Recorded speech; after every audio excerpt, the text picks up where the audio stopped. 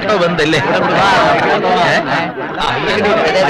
എല്ലാം ദൈവനിശ്ചയ, കാര്യങ്ങളൊക്കെ ഭംഗിയായിട്ട് അങ്ങ് നടക്കും, അത്ര തന്നെ.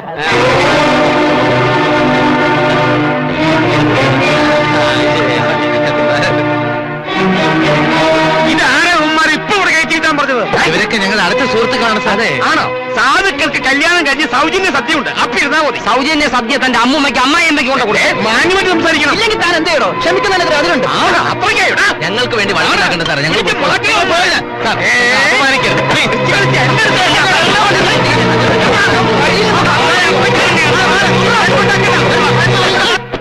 അജയ,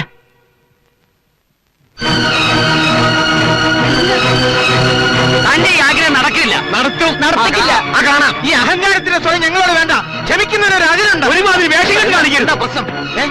അജയ, ഇവന്മാരിവിടെ ഇറക്കി വിടാതെ കല്യാണം നടക്കില്ല. ഞങ്ങളുടെ ആൾക്കാരെ ഇറക്കി വിട്ടാൽ ഞങ്ങൾ പോകും. ഞങ്ങൾ പോയാലേ ചെക്കന് ഞങ്ങളോടൊപ്പം കാണും. ചെക്കനില്ല തന്റെ മോളെ താൻ കെട്ടു. എന്നാൽ രണ്ടിലൊന്ന് അറിഞ്ഞിട്ട് മതി. മതി. അജയ, എന്താ നിന്റെ തീരുമാനം? ഒരു മിനിറ്റ് ഞാൻ പറഞ്ഞു നോക്കാം.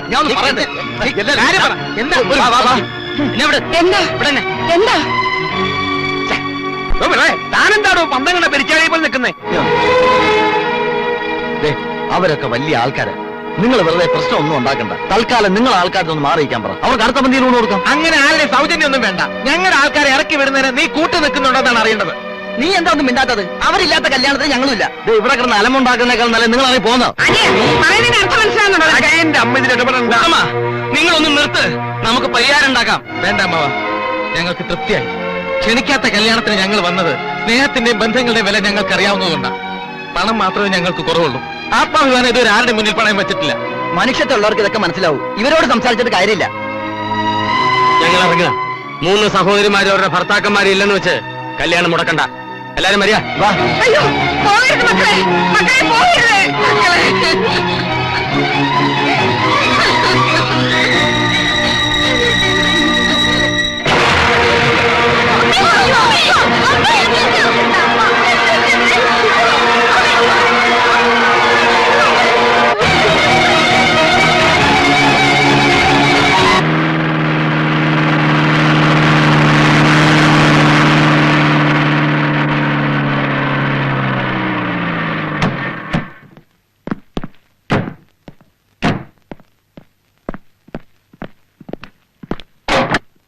മതി, അത് മതിയടോ.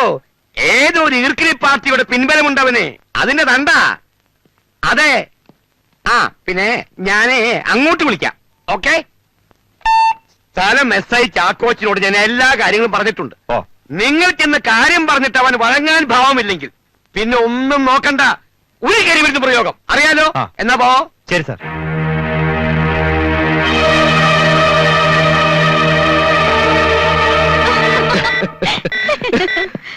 എന്താ പ്രശ്നം? ഒന്നുമില്ല മോനെ, ഒരു ചോട്ടാ പ്രശ്നം. നമ്മൾ ഇന്ദിരാനഗറിൽ ഒരു ഫ്ലാറ്റ് പണിയാൻ പരിപാടിയിട്ടില്ലേ? ഇപ്പൊ അങ്ങോട്ടുള്ള വഴി നമ്മൾ തന്നെ കണ്ടുപിടിക്കണം. അതിനുള്ള എല്ലാ കാര്യങ്ങളും ചെയ്ത് കാര്യം ക്ലിയർ ആയെന്ന് വന്ന് നിൽക്കുമ്പോഴാണ് താണ്ടു വരുന്നൊരു കുരിശ്. ഒരു കഴിവരുടെ മോൻ പലവട്ടം പറഞ്ഞു നോക്കി. അവൻ അടക്കുന്ന ലക്ഷണമില്ല. എന്നാ പിന്നെ ഏൽപ്പിക്കേണ്ടവരെ ഏൽപ്പിക്കാമെന്ന് വെച്ചു, അത്ര തന്നെ. ഡാഡി അജയ്നോട് എന്തോ കാര്യം പറയണമെന്ന് പറഞ്ഞല്ലോ. ഞാനത് അങ്ങ് മറന്നുപോയി. ഓ, മോള് പോയി കുടിക്കാൻ തന്നെ എടുത്തോണ്ട് വാ. ശരി മോനിരിക്കും. വേറൊന്നുമല്ല, ഇനിയുള്ള എന്റെ എല്ലാ ബിസിനസ്സുകളിലും അജി എന്റെ കൂടെ ഉണ്ടായിരിക്കണം. മോനെ കണ്ടുകൊണ്ട് ഈ അങ്കിൾ ചില പദ്ധതികളൊക്കെ ശരിയാക്കുന്നുണ്ട്. എല്ലാം അങ്കിളുടെ ഇഷ്ടം പോലെ. Very good. നിന്നെ മരുമകനായി കിട്ടിയത് എന്റെ ഭാഗ്യം. എന്റെ മോള് കണ്ടെത്തിയ മുത്തല്ലേ, മോശാവില്ല. പിന്നൊരു കാര്യം, നിനക്ക് എന്താവശ്യം വന്നാലും ഒരു അച്ഛനോടെന്ന പോലെ എന്നോട് പറയാം. നിന്നെ മരുമകനായിട്ടല്ല മകനായിട്ടാ ഞാൻ കാണുന്നേ. എല്ലാം എനിക്കറിയാം.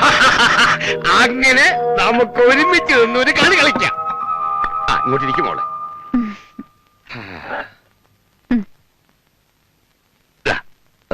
ഇല്ല, ഞാൻ കഴിക്കില്ല. കഴിക്കുമോനെ, നമുക്കിടയിൽ ഈ ഫോർമാലിറ്റീസ് ഒന്നും വേണ്ട. കഴിക്കേ.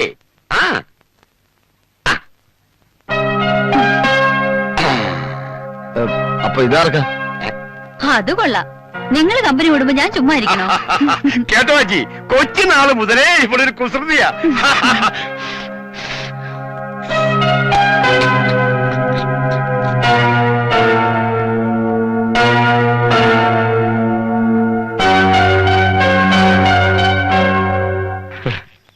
സ്വന്തം ഭർത്താക്കന്മാരോട് അല്പമെങ്കിലും സ്നേഹവും ബഹുമാനവും ഉണ്ടായിരുന്നെങ്കിൽ അവർ നമ്മളോട് പിറങ്ങി വരില്ലായിരുന്നോ? ഈ പെണ്ണുങ്ങൾക്കെല്ലാം കരിങ്കല്ലിന്റെ ഹൃദയമാണെന്ന് പറയുന്നത് വെറുതെ അല്ല. നാണം കെടുത്തി കല്യാണപ്പന്തലിൽ നിന്ന് ഇറക്കി വിട്ട അവസ്ഥയിലായി പോയില്ലേ നമ്മള്?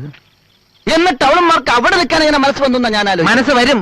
കാരണം അവരുടെ ഉള്ളിന്റെ ഉള്ളില് നമ്മൾ ഇപ്പോഴും അവരുടെ താഴെയാ.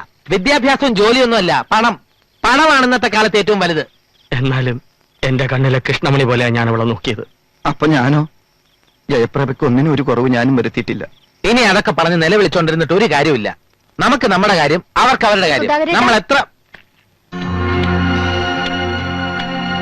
ആരാ മനസ്സിലായില്ല? ഏട്ടാ ഞാൻ വേണ്ട, അവിടെ തന്നെ നിന്നാ മതി. നീ ഞാനും തമ്മിലുള്ള ബന്ധം അന്നത്തോടെ തീർന്നു. എന്താ സുധാകരേട്ടൻ ഇങ്ങനെയൊക്കെ പറയുന്നേ? ചേട്ടാ വന്നേ. വേണ്ട, ഇനി അവരവരുടെ വീടുകൾ കഴിഞ്ഞാൽ മതി. സുധാകരേട്ടൻ പറഞ്ഞത് ഞങ്ങളുടെ 3 പേരുടെ തീരുമാനമാണ്. ഓഹോ, അപ്പൊ 3 പേരും കൂടെ ചേർന്നുള്ള ഒത്തുകളിയാണല്ലേ? അങ്ങനെ കരുതിയാലും വിരോധമൊന്നുമില്ല. ന്യായമായിട്ടുള്ള കാര്യങ്ങൾക്ക് ഞങ്ങൾ ഒറ്റക്കെട്ടാണ്. ആ, ഞങ്ങളെ സ്നേഹിക്കുകയും അനുസരിക്കുകയും ചെയ്യാത്ത ഭാര്യമാരുടെ കൂടെ ജീവിക്കാൻ ഞങ്ങൾക്ക് താല്പര്യമില്ല. ഞങ്ങൾ എന്ത് തെറ്റാണ് ചെയ്തെന്ന് അറിഞ്ഞാൽ കൊള്ളാം. അതെ. അയ്യോ, നിങ്ങൾ ആരും ഒരു തെറ്റും ചെയ്തിട്ടില്ലേ? തെറ്റ് ചെയ്തവര് ഞങ്ങളാ.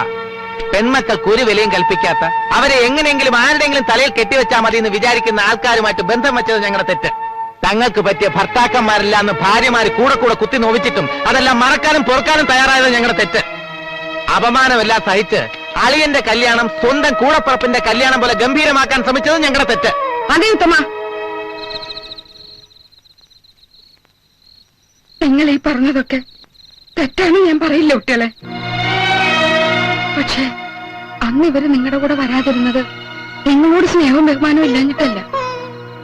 ഈ അമ്മയുടെ നിസ്സഹായാവസ്ഥ അവർക്ക് മനസ്സിലായതുകൊണ്ടാ.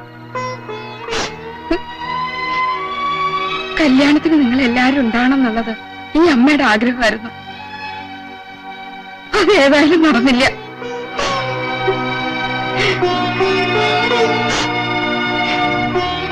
മക്കളും മരുമക്കളും എന്നുള്ള വ്യത്യാസം എനിക്കില്ല. നിങ്ങൾ എല്ലാവരും എന്റെ മക്കൾ തന്നെയാണ്.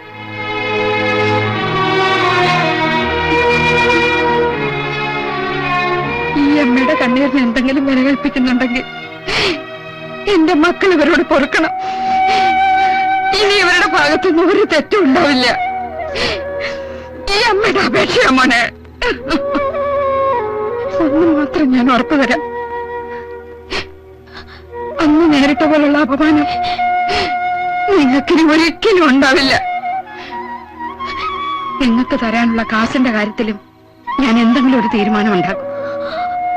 അതൊരു അവതാരിയല്ല, നിങ്ങളുടെ അവകാശ. പെട്ടെന്നുണ്ടായ ദേഷ്യത്തിൽ ഞങ്ങൾ എന്തെങ്കിലും അവിവേകം പ്രവർത്തിച്ചിട്ടുണ്ടെങ്കിൽ അമ്മ ഞങ്ങളോട് ക്ഷമിക്കണം. അടുത്തേക്ക് വരൂ. അമ്മേ, നിങ്ങൾ വരാ.